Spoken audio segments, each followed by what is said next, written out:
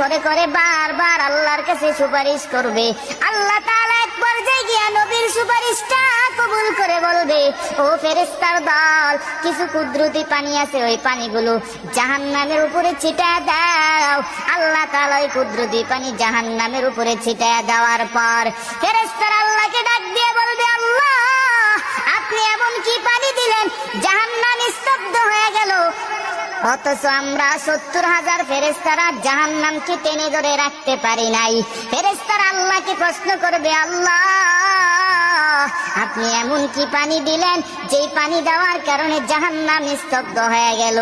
আল্লাহকে বলবে ফেরেশতারা, আল্লাহ, এটা কি জমজমের পানি নাকি? বলে না।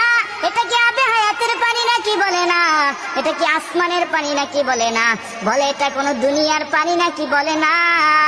আল্লাহ বলবেন, না রে ফেরেশতা, না, এটা জমজমের পানিও না, আবে হায়াতের পানিও না, বৃষ্টির পানিও না। আল্লাহ তাআলা বলবে, ফেরেশতা, এটা কিসের পানি জানো? আমার কিছু গুনাহগার বান্দা ছিল, দুনিয়ার মধ্যে ভোর রাতে কষ্ট করিয়া ঠান্ডা পানি দিয়ে ওযু বানাইয়া 2-4 রাকাত তাহাজ্জুদ নামাজ পড়িয়া আমি আল্লাহর কাছে কান্না করেছে, চোখ দিয়ে বেয়ে বেয়ে পানিগুলো ফেলছে। ওই পানিগুলো আমি আল্লাহ জমা করে রাখলাম, আজ ওই গুনাহগার বান্দার চোখের পানি জাহান্নামের উপরে ছিটায়া দিলাম। যদি কেউ কোরআন কাম মারবে যদি করাতে চান, সেই নাম্বারে ফোন দেবেন। আবার নাম্বারটা বলছি 01737371924। এই নাম্বার যোগাযোগ করলে কাজ দিতে পারবে। ঠিক আছে।